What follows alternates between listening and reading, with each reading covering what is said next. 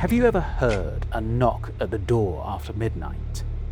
You peek through the window, and there, beneath the porch light, stand two children. They look normal at first, pale, quiet, polite. They tell you they're lost. They ask to come inside. But then you notice something. Their eyes are black, totally void of color. No iris, no whites. What would you do? In this episode of THS Case Files, we're stepping into one of the eeriest modern urban legends, the story of the black-eyed children. A phenomenon that began with a single chilling reported encounter in Texas and has since spread across the world. Are these stories true? Or are they fabrications of results of wild imaginations ignited by an urban legend? I'm James Deveron. Welcome to THS Case Files.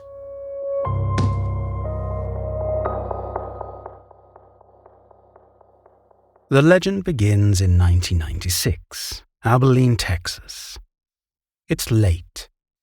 A quiet Texas night where the air hums with distant highway noise and the flicker of neon from an old movie theater sign paints the pavement red. A journalist named Bethel, fresh off a long shift at Abilene Reporter News, pulls into a strip mall parking lot. He's there to do something simple, mundane. Bethel needed to drop off a payment for a utility bill at a nearby drop box. He parked under the glow of the theater's marquee light so he could see what he was doing, scribbling away in his car as the night settled around him. Nothing unusual, nothing strange, until he heard it. A knock. Sharp, deliberate, on his passenger window. When he turned, two boys stood outside. One looked about 12, the other maybe 9.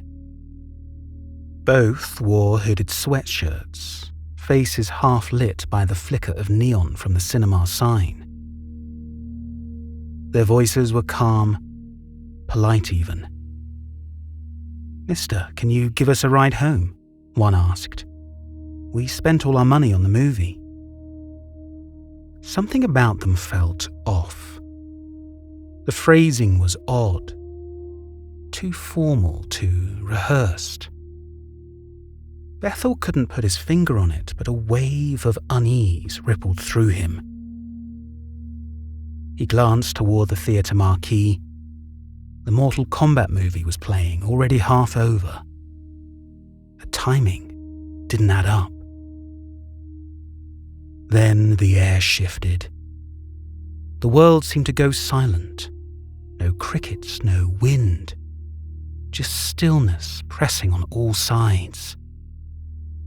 A cold, instinctive dread crawled up his spine. He looked closer, and that's when he saw them. Their eyes. Not dark, not dilated. Black. No whites, no iris. Just two perfect pools of pitch, reflecting nothing at all. Every nerve in his body screamed, "Get out of there." He didn't think. He threw the car into reverse and tore out of the parking lot, tires screeching across the asphalt. When he glanced back, the boys were gone. No sign of them on the empty lot. Just the hum of the theater lights and the check lying forgotten on the passenger seat. That night, Bethel couldn't shake the feeling that something ancient and malevolent had come knocking, wearing the face of a child.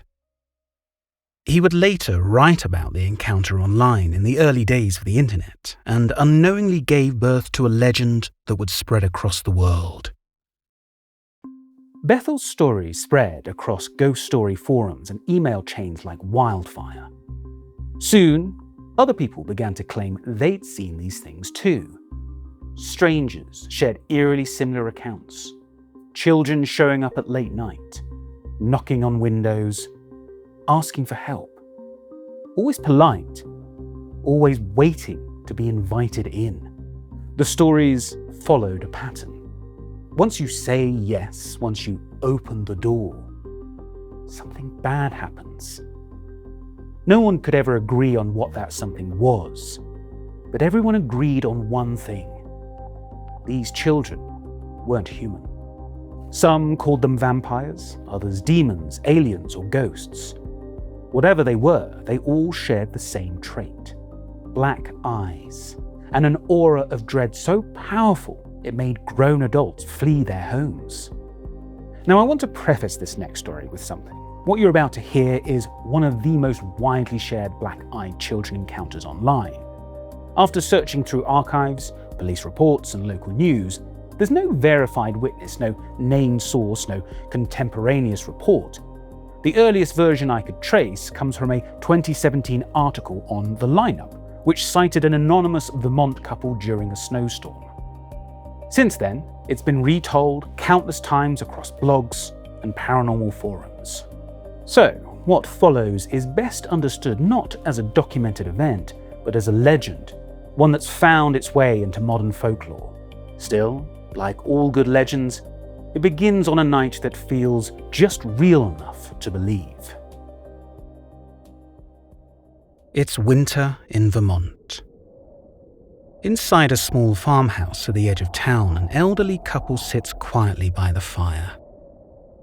The clock ticks. One of the couple's many cats purrs with content of being inside a warm, cozy house as a snowstorm rages outside. Then, a knock. Loud. Too loud for a night like this. The husband pauses mid-sentence, listening. Another knock follows, harder this time. He sighs, pushes himself up, and opens the front door. 2 children stand there, framed by the swirling snow. A boy and a girl, pale and shivering beneath the porch light. "Our parents will be here soon," the boy says, his voice oddly calm. "May we come in?" The couple exchange a glance. Who could turn away 2 freezing children on a night like this? They step aside and usher them in. At first it feels normal, compassionate even. The wife hurries to the kitchen to heat some cocoa while the husband offers them blankets. But soon, little things begin to feel wrong. They notice their clothes, too old-fashioned, like something from another decade. Their movements stiff, mechanical, as if they were imitating how children should behave. And then the cat, its fur bristling, tail puffed, hissing low from under the couch, won't stop staring at them. The wife tries to laugh it off, but deep down, something cold begins to form in her stomach. Then the lights flicker, once, twice, and go out. Only the faint glow of the fireplace remains. The woman lights a candle, shielding the flame with her hand, and that's when she sees them clearly. Their eyes. Not brown, not blue, but black. Completely black. No whites, no reflection. Just endless, depthless dark. She freezes. The room feels smaller. The air heavier. Then, without warning, the boy turns his head toward her. "Our parents are here," he says. The girl stands too. Together they walk to the door, open it, and step out into the blizzard. Through the white curtain of snow, the wife catches a glimpse. 2 tall, featureless figures waiting at the end of the driveway. Human-shaped, but motionless. children walk toward them and vanish into the storm. Moments later, the lights flicker back on. The couple sit in silence, shaken but unsure what to make of it. Had it even happened at all? But over the next few days, tragedy unfolds. Their cats disappear, all but one. The husband develops sudden nosebleeds, followed by a strange aggressive illness doctors can't explain. Coincidence or consequence? To this day, no one knows.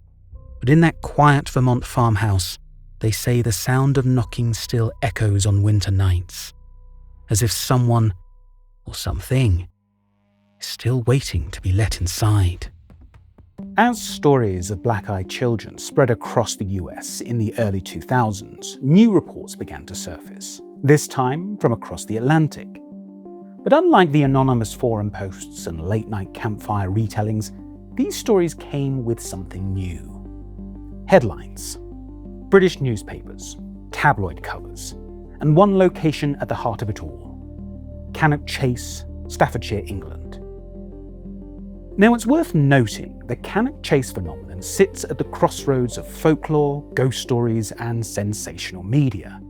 The earliest whispers of a black-eyed girl in these woods date back to the 1980s, but it wasn't until 2014 that the legend exploded onto the front pages. Headlines like "Plague of Black-Eyed Ghost Children Terrorizes Staffordshire" sold papers but provided no actual proof. No names, no verified photographs, no consistent witness statements. Still, it captured the world's imagination because there's something universal about a child's scream echoing through a dark forest, and something unforgettable about eyes you can't quite explain. Cannock Chase is a beautiful stretch of dense woodland in the English Midlands, quiet, misty, and already steeped in ghost lore. For decades, locals have told stories of Roman soldiers, spectral miners, and even phantom children haunting its trails. But in 2014, those whispers took a new shape. A local paranormal investigator claimed to have seen a young girl with coal-black eyes screaming for help before vanishing behind the trees. Soon others came forward. Hikers, pub-goers, late-night drivers, all describing a similar apparition. A child no older than 10, her eyes completely black, standing at the edge of the woods. Within weeks, British tabloids were running daily stories. Reporters dubbed it the return of the black-eyed girl. Ghost hunters flooded the area, carrying night vision cameras and thermal scanners. Locals reported seeing flickering lights in the woods, hearing the echo of a child's voice carried on the wind. But skeptics weren't convinced. The timing was suspicious. Some pointed out that the sudden surge in sightings coincided with the sale of a local haunted pub. Others believed it was a clever marketing stunt, feeding off the online popularity of the American black-eyed children legend. Regardless of origin, the story took on a life of its own. Across forums and YouTube channels, images of a black-eyed girl standing among English birch trees began circulating, blurring the line between hoax and haunting. Eyewitnesses describe a chill in the air when she appears, a sound like a child sobbing beyond the tree line. Some say she covers her face with her hands until you get close, and then she looks up. Two blank voids staring back. Those who claim to have seen her never forget the feeling, as if the forest itself were holding its breath. Whether it was a ghost story inflated by tabloids, a viral echo of an American urban legend, or something else entirely, Cannock Chase marked a turning point. The black-eyed children had gone global. From Texas parking lots to English forests, the legend had transcended borders, a modern myth reborn through screens, headlines, and human imagination. And perhaps that's what makes it so powerful. You don't need proof to feel fear, just a story. And a pair of eyes waiting in the dark. So, what are they? Believers have many theories. Aliens in disguise seeking entry into human homes. Demons, forbidden from crossing a threshold without consent. Vampiric entities echoing centuries-old myths. But to the folklorists and skeptics, the black-eyed children are something different. A reflection of our own fears. The fear of the unknown, the fear of the uncanny. Something familiar twisted just enough to unsettle us. And perhaps the deepest fear of all, that innocence itself cannot be trusted. Many cultures have stories like this. In Ireland, changelings, fairy imposters, replacing real babies. In Native American lore, water spirits mimicked the cries of children to lure travelers to their deaths. The black-eyed child could simply be the digital age descendant of those same archetypes, reborn through email chains, message boards, and social media. As one folklorist wrote, legends survive not because they are true, but because they speak to something true within us. And that's exactly what these stories do. They remind us that sometimes what scares us most looks human, but isn't. Even today, news stories appear online every few months. Drivers claim to see black-eyed children hitchhiking on rural roads. Parents wake in the night to find shadowy figures at the foot of their bed. Home security cameras catch shapes.